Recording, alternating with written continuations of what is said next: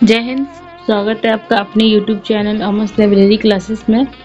अभी आधुनिक भारत के इतिहास का सीरीज चल रहा है, जिससे रिलेटेड कई सारे वीडियो अपलोड कर दिए गए हैं। अगर आप उसे नहीं देखे तो ज़रूर देखें। और आज हम लोग पढ़ेंगे थियोसॉफिकल सोसाइटी के बारे में और रामकृष्ण मिशन विवेकानंद के बारे में, वैकोम सत्याग्रह के बारे में। आज हम लोग ये सब पढ़ेंगे। इससे पहले वाले वीडियो में हम लोग ब्रह्म समाज के बारे में पढ़े, आर्य समाज के बारे में पढ़े और हम लोग अलीगढ़ आंदोलन के बारे में पढ़े। आज हम लोग पढ़ेंगे थियोसॉफिकल सोसाइटी। तो आइए पहले इसके बारे में थोड़ा सा बता देते हैं, उसके बाद हम इसको पढ़ेंगे। थियोसॉफिकल सोसाइटी की स्थापना आपको किसने किया? तो थियोसॉफिकल सोसाइटी की स्थापना मैडम ब्लावत्स्की तथा कर्नल ऑकलैंड ने किया। कब? 1875 में। ठीक है, कर्नल ऑकलैंड ने कनाडा में किया था। कहाँ किया था? कनाडा में किया था। यह संस्था विभिन्न विभिन्न देशों में सांस्कृतिक तथा शिक्षा को बढ़ावा देने के लिए था। ये संस्था जो आपका सांस्कृतिक एवं शिक्षा को बढ़ावा देने के लिए था। और फिर इसकी एक शाखा आपका मद्रास के जो है अडियर ने खोली थी। इसी की एक शाखा जो है आपका 1886 में इसका एक शाखा आपका मद्रास के अडियार में खोली गई। और फिर ये आगे चलकर इस संस्था का मुख्यालय बन गया था। कहाँ? अडियार में ही, मद्रास के अडियार में, यहीं पे मुख्यालय बन गया था। इसी शाखा के एक सदस्य बनकर जो है आपका आयरलैंड की महिला एनी बेसेंट, जो कि मद्रास में आई थी, भारत आई थी। ठीक है, और इन्होंने ही जो है आयरलैंड को की भांति भारत में ही होम रूल आंदोलन चलाया था। आयरलैंड में भी होम रूल आंदोलन चलाया था एनी बेसेंट ने ही, और यहाँ पर भी होम रूल आंदोलन चलाया एनी बेसेंट ने ही। लेकिन क्या था कि भारत में सफल नहीं था। ठीक है, तो थियोसॉफिकल सोसाइटी का आपका आयरलैंड की एक महिला ने भारत में लाया था। कौन? एनी बेसेंट आई थी। आइए अब हम इसको थोड़ा सा पढ़ लेते हैं, फिर हम आगे फिर बताएंगे दूसरे टॉपिक के बारे में। थियोसॉफिकल सोसाइटी, इस सोसाइटी का मुख्य उद्देश्य विश्व बंधुत्व की स्थापना करना था और प्राचीन महत्वपूर्ण संस्कृति के महत्व को स्थापित करना था। यह मुख्यतः हिंदू बौद्ध व जरथुस्ट्र धर्म से प्रभावित था और इन्होंने सांख्य दर्शन से भी प्रेरणा ली थी। 1875 में रूसी महिला वही मैडम ब्लावत्स्की व अमेरिकी कर्नल ऑकलैंड ने न्यूयॉर्क में, ठीक है, न्यूयॉर्क आपका कनाडा न्यूयॉर्क में इसकी स्थापना की। बाद में उन्होंने यह 1879 में भारत आए और 1882 में मद्रास के निकट अडियार ने थियोसॉफिकल सोसाइटी का मुख्यालय बनाया। अभी बताए थे दोस्तों हम, अडियार में थियोसॉफिकल का मुख्यालय बनाया। फिर 1960 में एनी बेसेंट इसके अध्यक्ष बनी, जिन्होंने हिंदू धर्म के उत्थान पर अपना ध्यान केंद्रित किया, विशेषतः कर्म सिद्धांत और पुनर्जन्म जैसे विचारों को बढ़ावा दिया।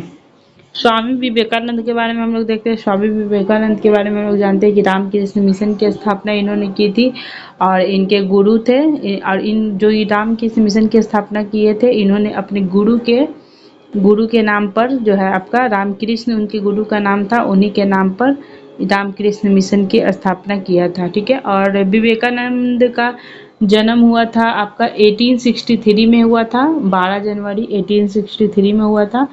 और इनका नाम था नरेंद्र दत्त, इनका नाम था। ठीक है, और रामकृष्ण परमहंस ने इन्हें हिंदू धर्म की शिक्षा दी थी।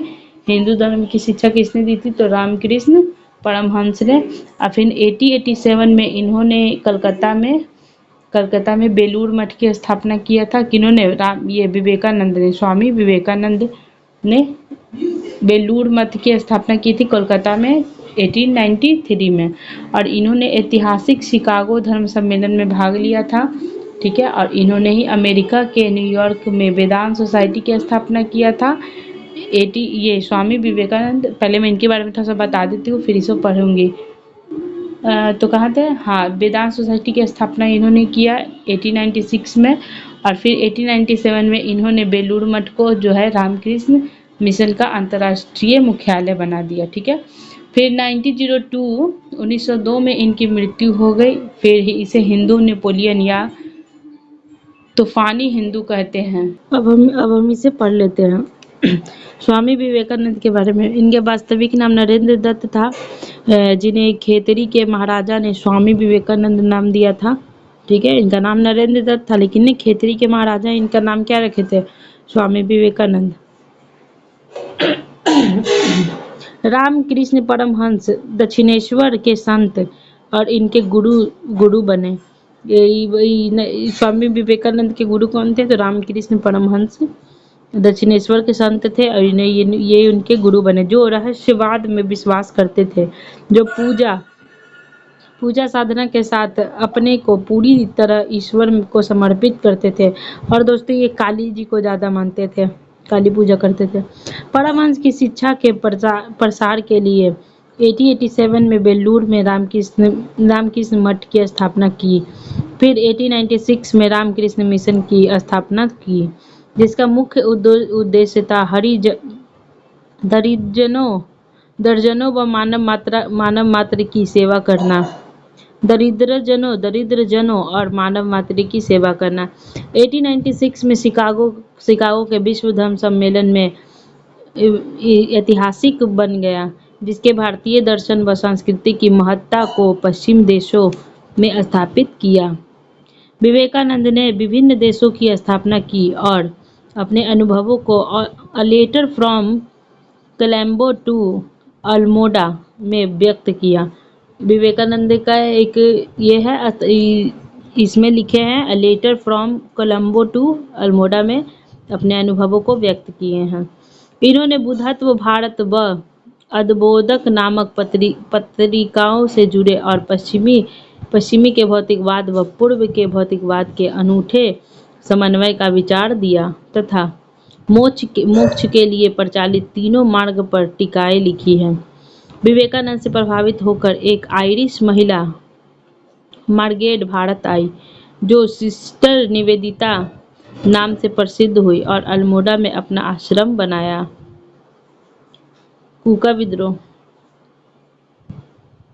विद्रोह देखते हैं दोस्तों। कूका विद्रोह थोड़ा सा देख लेते हैं। सिख धर्म में व्याप्त कुरीतियां व अंधविश्वास को दूर करने के लिए भगत जवाहर मल के नेतृत्व में 1860 के दशक में इसकी उत्पत्ति हुई और बाद में बालक सिंह द्वारा इसे विद्रोह को उत्तर पश्चिम के क्षेत्र में फैलाया गया। पंजाब के साइड में था ये दोस्तों। कूका विद्रोह पंजाब के साइड में था और एक कुकी करके आएगा, वो मणिपुर में था। तो उत्तर पश्चिम पंजाब के क्षेत्र में फैलाया गया। अतः राम सिंह कूका के नेतृत्व में यह विद्रोह लोकप्रिय हुआ, क्योंकि अब इससे ब्रिटिश साम्राज्य विरोधी रुख अपना ली था। सत्यशोधक समाज, अब हम लोग देखते हैं सत्यशोधक समाज की स्थापना ज्योतिबा फुले ने की थी। आइए देखते हैं। 1873 में ज्योतिबा फुले द्वारा निम्न जाति की उत्थान करने वाला यह पहला संगठन था। ठीक है, सत्यशोधक समाज किसके लिए था? तो निम्न जाति के लिए था। तो निम्न जाति के उत्थान करने का यह पहला संगठन माना जाता है। चूंकि फूले स्वयं माली परिवार से संबंधित थे, अतः इन्होंने निम्न जाति की दयनीयता स्थिति को महसूस किया था। इन्होंने ब्राह्मणवादी परंपराओं जैसे मूर्ति पूजा, पुनर्जन्म आदि की आलोचना की प्रथा तथा गुलामगिरी नामक पुस्तक लिखी, शुद्धों की चिंताजनक स्थिति का वर्णन किया और दीनबंधु नामक दैनिक पत्र भी निकाला। किन्होंने? ये ज्योतिबा फुले ने। निम्न जाति या बालिकाओं की शिक्षा के लिए इन्होंने शिक्षण संस्थानों की मांग की और इन्हें प्रभावित होकर कोल्हापुर के महाराजा छत्रपति साहू जी ने भी इस क्षेत्र में महत्वपूर्ण भूमिका निभाई। छत्रपति साहू जी के बारे में दोस्तों हम लोग मराठा साम्राज्य में पढ़ चुके हैं। श्री नारायण धर्म परिपालन योगदान। नारायण गुरु द्वारा इसकी स्थापना की गई। यह केरल के एझवा जाति, एझवा एक जनजाति है दोस्तों, उसी के बारे में। केरल की इझवा जाति के उत्थान से संबंधित आंदोलन था, इसी के लिए इसे इझवा आंदोलन भी कहा जाता है। इनका वास्तविक नाम नानू असम था। जिन्होंने मलयालम में कूदी अरासू नामक पत्र निकाला और लोकप्रिय नारा दिया कि एक जाति एक धर्म एक ईश्वर का नारा दिया। आत्मसम्मान आंदोलन देखते दोस्तों है पेरियार आंदोलन 1925 में रामास्वामी नायर पेरियार द्वारा इस आंदोलन की नींव रखी गई, जिन्होंने दलित वर्ग के उत्थान के लिए परंपरागत मान्यताओं पर प्रहार करते हुए रामायण व मनुस्मृति जैसे ग्रंथों को जलाने की बात कही। पेरियार पहले कांग्रेस समर्थक थे और यहाँ तक कि 1915 में मद्रास प्रांत के कांग्रेस अध्यक्ष बने रहे। असहयोग आंदोलन में सक्रियता से हिस्सा लिया, किंतु बाद में कांग्रेस व गांधी के विरोधी हो गए। 1937 के बाद जस्टिस पार्टी 1960 में त्यागराज मुल्लियार व नायर ने सरकारी सेवाओं व राजनीतिक प्रतिनिधित्व में गैर ब्राह्मण आरक्षण को लेकर इसकी स्थापना की का नेतृत्व भी इन्हीं के हाथों में आ गया और आत्मसम्मान आंदोलन व जस्टिस पार्टी ने मिलकर 1944 में द्रविड़ कड़गम की स्थापना की और यही 1949 में कुछ लिखा हुआ दोस्तों समझ नहीं आ रहा के नेतृत्व में के द्रविड़ मुनिवर कन्नड़ की स्थापना की। फिर एमजी रामचंद्र के नेतृत्व में AIDMK की स्थापना की गई। विषय बाईकॉम सत्याग्रह देखते दोस्तों हम लोग 1922 में से 1923 के बीच माधवन मेनन व केलप्पन के नेतृत्व में इजवा जाति के गंभीर प्रवेश से संबंधित आंदोलन, इसमें पेरियार की भी प्रेरणा थी। गुरुवायूर आंदोलन 1931 में मालाबार तट पर स्थित गुरुवायूर में दलितों के मंदिर प्रवेश हेतु महत्वपूर्ण सत्याग्रह हुआ। केलप्पन में यह 12 वर्ष की भूख हड़ताल की और गांधी के आत्मग्रह पर सत्याग्रह वापस लिया और अंततः 1936 में त्रावणकोर रियासत में रहे। तो इसके आगे का PDF में इसमें नहीं है, तो आज का वीडियो यहीं तक रहेगा। ठीक है, अगर ये दोस्तों वीडियो आपको अच्छा लगा तो अपने दोस्तों को शेयर करें, लाइक करें, कमेंट करें। Thank you.